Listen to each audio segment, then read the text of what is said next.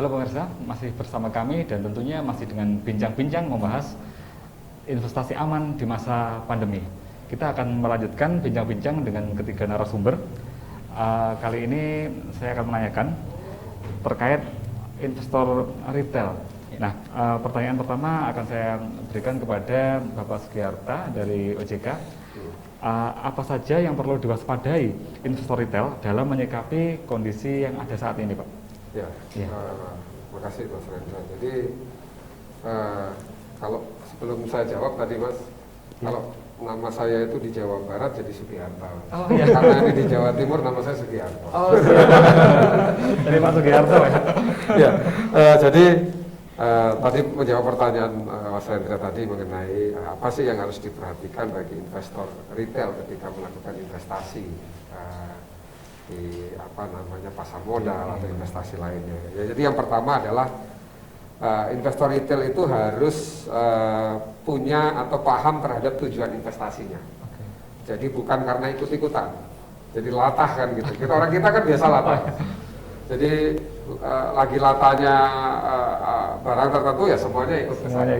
Ini itu kita yang pertama yang penting adalah kita paham tujuan dari kita berinvestasi. Kemudian yang kedua, kita paham resikonya, ya toh. Nah, resiko ini sangat sesuai dengan namanya profil resiko yang kita miliki. Jadi kalau saya anak muda biasanya lebih cenderung cenderung berani ngambil resiko gitu ya. Biasanya. Kemudian kalau orang yang sudah semakin dewasa itu cenderung berusaha untuk bermain di risiko yang lebih rendah gitu. Itu juga perlu diperhatikan. Kemudian yang ketiga, yang penting juga sumber dana. Sumber dana yang digunakan itu biasanya adalah kita punya dana lebih. Jadi bukan kemudian kita minjam dari orang lain kemudian kita investasikan. Nah, itu bahaya, gitu kan, risikonya jadi lebih besar, gitu kan. Nah, jadi yang namanya investasi itu diambil dari kelebihan dana. Jadi kita punya lebih dana, kita investasikan. Kemudian yang keempat, ini kita harus bisa mencari lembaga atau pihak-pihak yang menawarkan investasi adalah perusahaan-perusahaan atau lembaga jasa keuangan yang legal, terdaftar dan berizin dari otoritas terkait. Ya, kalau misalkan berkaitan dengan capital market, pasar modal, itu terdaftar dan berizin di OJK. Kemudian yang kelima, ini juga kita perlu perhatikan adalah kita harus punya informasi dan pengetahuan sebanyak mungkin mengenai produk investasinya. Jadi jangan sampai nanti kita ditawarin, kita nggak ngerti, pokoknya kita setor. Nah, itu jangan, bahaya. Ini kebanyakan dialami oleh investor retail nih biasanya. Ya kan? Gampang sekali terpengaruh, tapi kita nggak paham. Ini produknya bagaimana, risiko saya apa, gitu. Nah, itu harus tahu. Kemudian yang keenam, tentu kalau kita berinvestasi, orientasinya adalah jangan jangka pendek. Ya kan? Kita harus time horizon istilahnya gitu. Kita berharap untuk return tertentu tapi dalam jangka yang panjang. Kemudian yang ketujuh adalah ada batas nilai investasi, itu juga harus diperhatikan. Jadi jangan sky is the limit gitu ya, nggak ada batasan gitu, itu bahaya. Karena kita tidak tahu kapan kita harus berhenti dan kapan kita harus terus gitu ya. Kemudian yang kedelapan ini tentu yang kita harus perhatikan, dan saya yakin ini dalam teori investasi sering kita dengar istilahnya don't put your egg into one basket ya Mas ya. Jadi tidak boleh menaruh investasi kita dalam satu keranjang atau satu kantong gitu ya. Jadi kita melakukan diversifikasi investasi. Jadi saya rasa 8 tips ini yang perlu diperhatikan buat investor retail. Oh iya. Terima kasih Pak Sugiarto. Jadi memang ada beberapa tips-tips yang perlu diketahui oleh para investor ya. Ada 8 tips tadi yang disampaikan oleh Pak Sugiarto. Mungkin dari Pak Huru dari sektor perbankan dari BRI mungkin bisa menambahkan Pak apa aja hal-hal yang perlu diperhatikan oleh para investor retail tadi. Terima kasih Mas Rendra. Mungkin hampir mirip apa yang sudah disampaikan Pak Sugiarto. Dari sudut pandang saya mungkin agak sedikit berbeda ya Mas ya.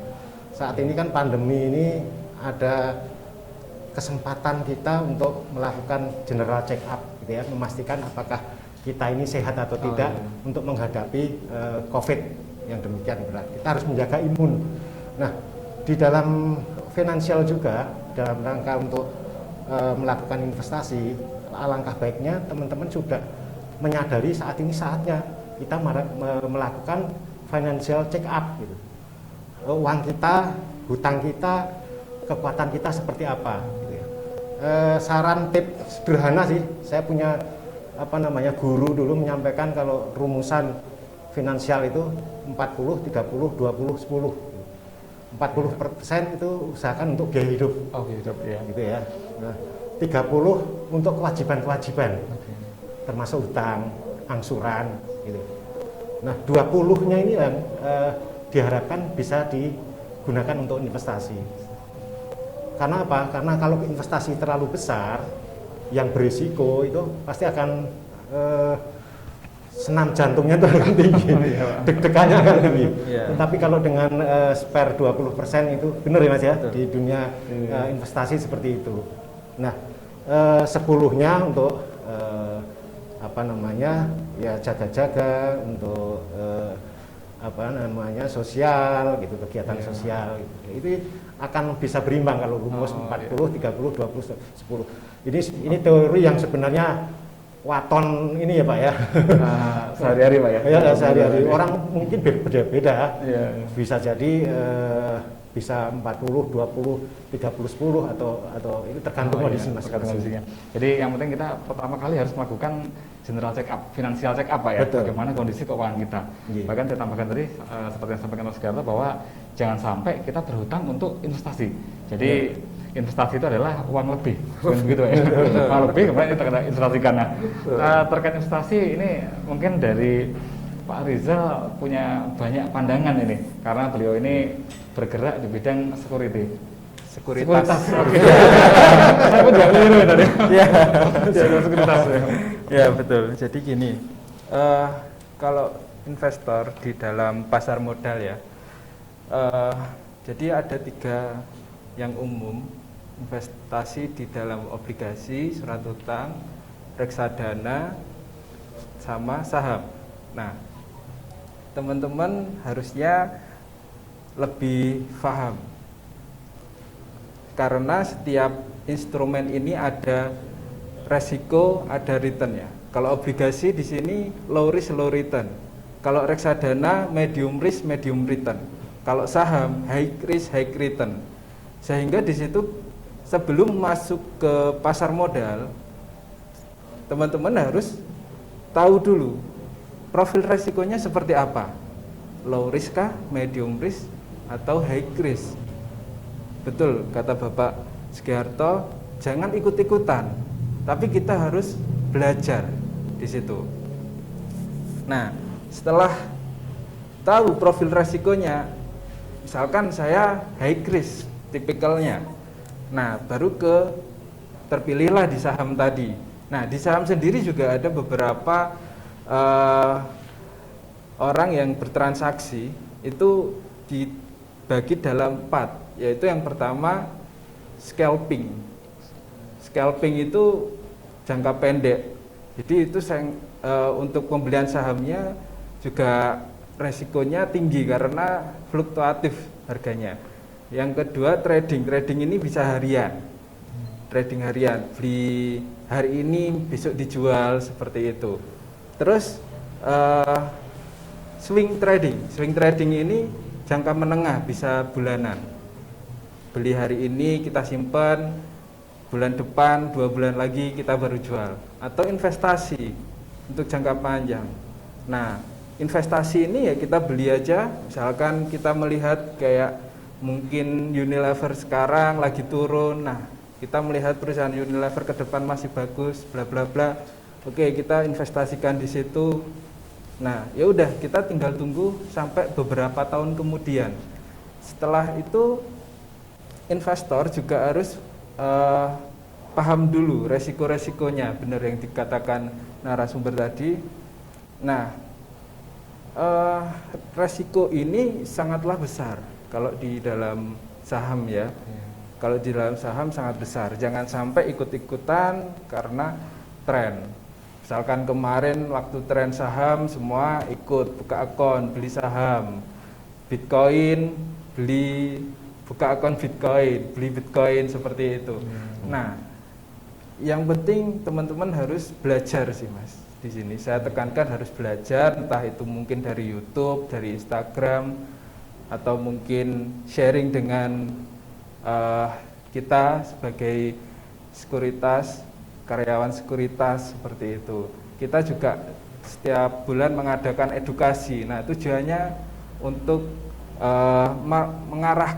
minimal mengarahkan investor-investor retail ini biar investasinya terarah seperti itu.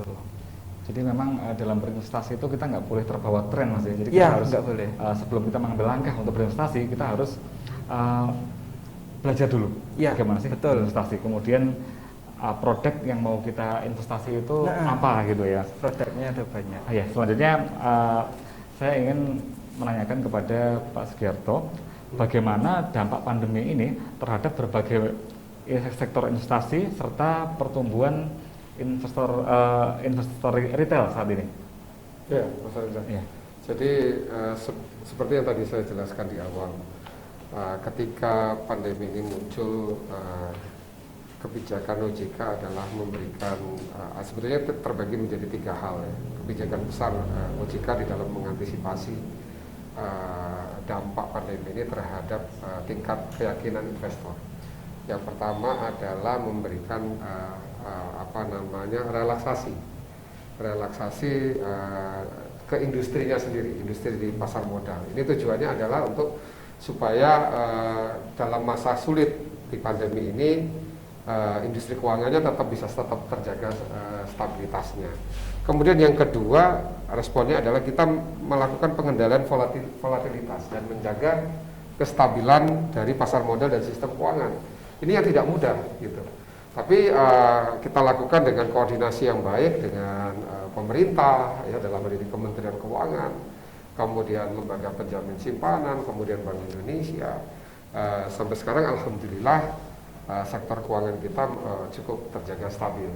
Kemudian yang ketiga, OJK juga memberikan kemudahan bagi industri keuangan, sektor jasa keuangan, khususnya di capital market berkaitan dengan perizinan-perizinannya. Kalau dulu beberapa hal laporan-laporan itu yang tadinya sifatnya manual, sekarang semuanya sudah dilakukan dengan menggunakan media digital. Jadi ini adalah satu cara yang cara kami di OJK, kebijakan yang dikeluarkan untuk mengantisipasi dampak pandemi, khususnya untuk bagi investor-investor tadi ya, tumbuh keyakinan mereka untuk tetap bisa berinvestasi. Di samping itu OJK mengeluarkan banyak sekali peraturan, banyak sekali peraturan untuk menjaga stabilitas. Ya, kalau disebutkan cukup waktunya, gitu. Tapi setidaknya peraturannya cukup banyak sekali dikeluarkan. Nah kemudian dari kondisi tadi kebijakan yang diambil, terus kondisinya seperti apa? Nah ini yang kita cermati bahwa dalam masa pandemi itu pertumbuhan investor retail ini cukup luar biasa. Ini kalau saya boleh merefer catatan kami nih Mas, paling tidak ada sekitar 4,5 juta penambah total SID kita ya. Jadi investor kita yang ada di pasar modal itu saat ini sudah 4.500.000 ya. 4.500.000 ya, ya, 4.500.000 SID. Ini tumbuh kalau dari tahun 2019 ke 2020 itu tumbuh kira-kira sekitar 56%.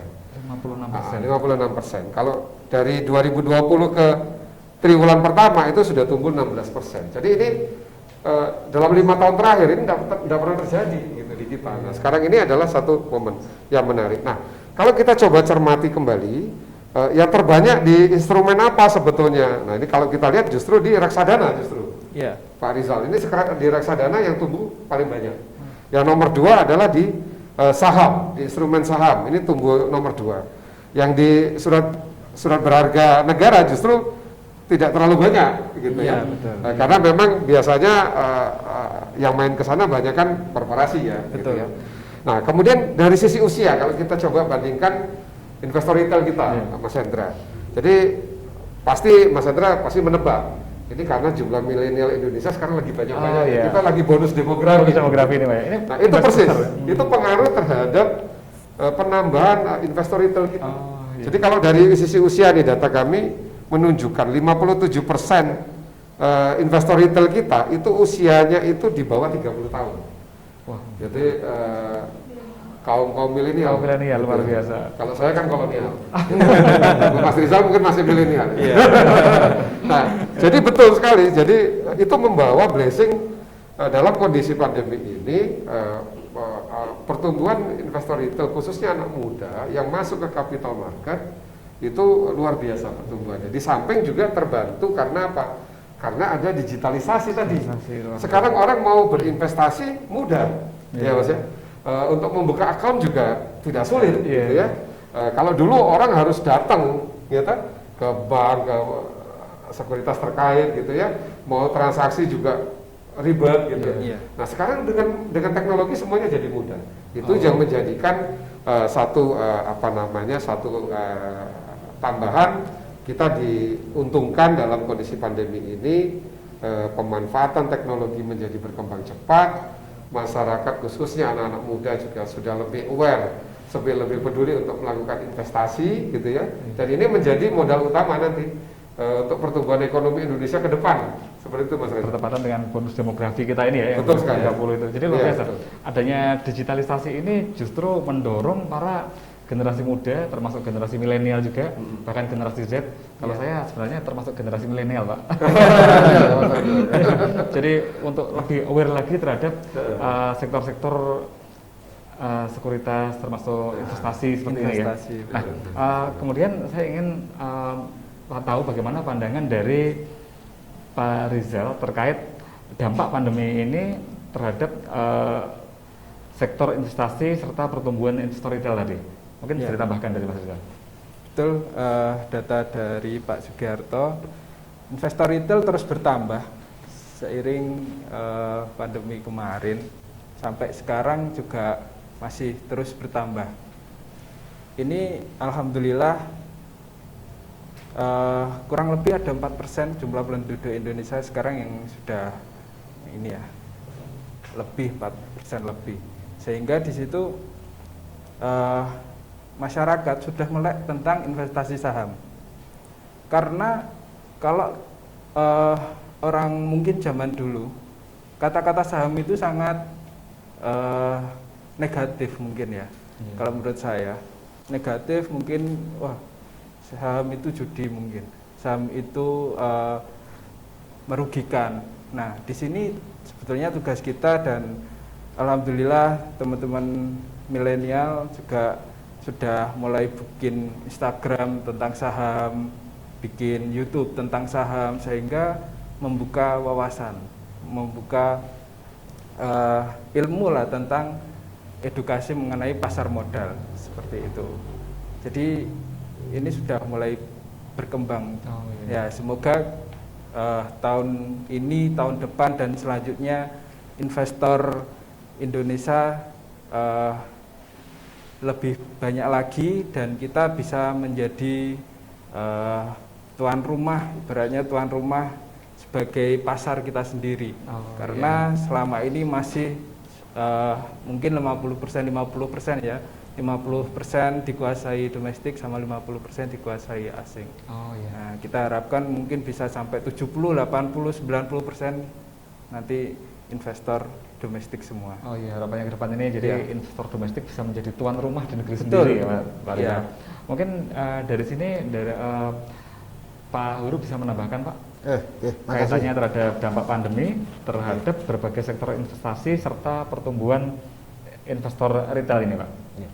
Terima kasih Mas Rendra. Memang benar yang disampaikan Pak Sugiharto tadi, bahwa portofolio nasabah kita ini sekarang sudah mulai didominasi oleh anak-anak muda. Mau tidak mau itu satu hal yang harus disikapi oleh industri termasuk perbankan untuk bagaimana memfasilitasi kebutuhan para milenial tersebut. Satu sisi ada risiko tentang pemahaman mereka terhadap investasi yang perlu harus kita lakukan, edukasi ini terus menerus. sering kali kita sampaikan bahwa kepada anak-anak muda yang mau melakukan investasi ini kita berikan pandangan bahwa di dalam menempatkan melakukan investasi itu ada tiga tujuan gitu ya, jangka pendek, jangka menengah, jangka panjang. Nah, mau dipilih yang mana ini? Kalau jangka pendek itu untuk kebutuhan yang relatif dekat dalam 1 tahun gitu ya. Kalau sedang mungkin rencana untuk umroh misalnya. Kalau jangka panjangnya untuk pensiun. Nah, itu akan berbeda-beda. Kalau salah memilih itu kadang-kadang sering komplain karena di depan itu biasanya biaya-biaya investasi itu untuk pengelolaannya relatif tinggi sehingga pada saat dibutuhkan kalau memang hanya untuk transaksi jangka pendek disimpan dulu, nah biayanya cukup tinggi, itu yang akhirnya banyak komplain gitu ya Mas ya, sering terjadi seperti ini. Nah, ini yang perlu dilakukan pemahaman dulu pada calon nasabah kita agar risiko investasi itu tidak terjadi dengan di belakang hari ada gap antara keinginan dan yang diberikan oleh perbankan atau oleh lembaga sekuritas. Gitu Mas. Oh ya, terima kasih Pak Uru.